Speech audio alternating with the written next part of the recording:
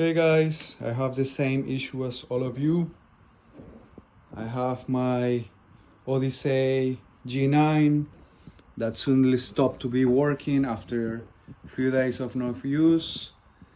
And well, I'll show you guys the same behavior that you describe in all the posts and comments, so check it out.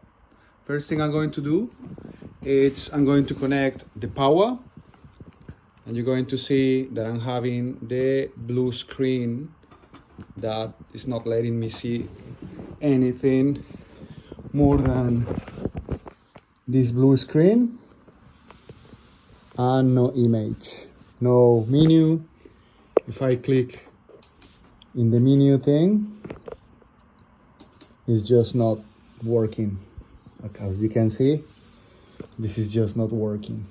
All right, so based on all the comments, I decided to remove in the Tcom that little transistor that it's supposed to regulate the thermal configuration of the screen. So I did remove it. I actually removed the 3 of them, thinking that that will maybe solve my problem. I didn't.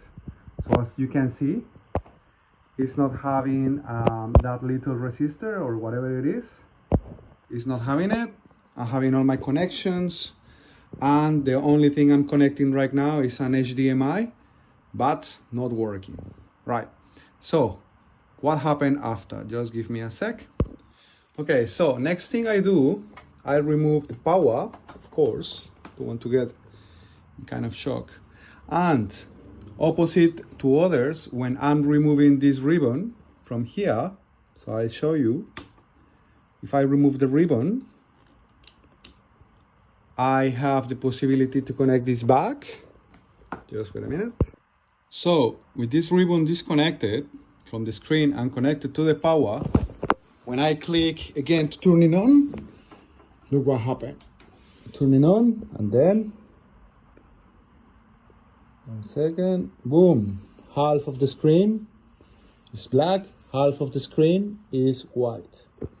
Now, one thing I noticed when I was doing this test is that by following some videos in internet, I realized that even if you don't have image, all the OCD or the menu is working properly. It's just that we cannot see it. That's why we can have the feeling that it's just not working, but it is indeed. So I managed to change the source for automatic detection. So now I'm having connected this iPhone connector to another phone that I have right here. Just let me do the connection for you guys. All right, so I'm going to send from here iPhone whatever video. I just need something running in the background just to make sure that is right. So I'm going to click this one here. I'm going to just let it run. Just 1 second. Pop. Yeah. Then when it's running, yeah, so I'm going to put it in the mode that is going to take all the screen, just in case. Exactly. So it's running now, and I'm going to try to connect back again the power to see what happened with the half of the screen that is working. So I connect, pop, and then I'll check to see what happened. So you see, now half of the screen is giving me signal. The other one is not, but this one is giving me signal. So it's just because, okay, something happened. Just give me a sec.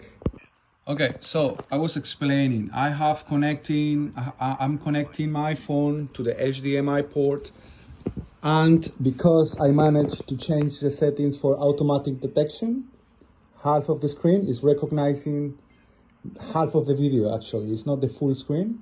So basically, right now I have half of the real screen of my phone. If you see, I just can see half of his face, but the real video it will be this guy, you know, full face, but the screen is just showing me half.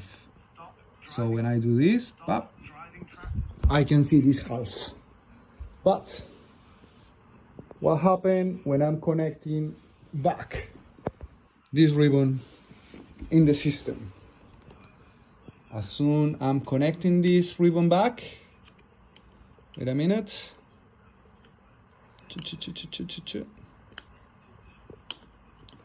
Check. You see, now it's connected.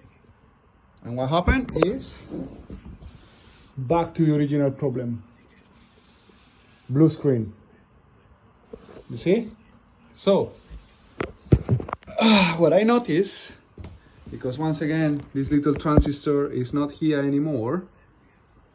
I just removed it previously. You see, it's completely off.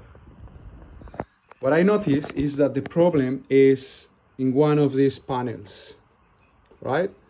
So, what I've done is to isolate them. So right now that is connected, I'm going to lock it, pop, disconnect the power again, boom.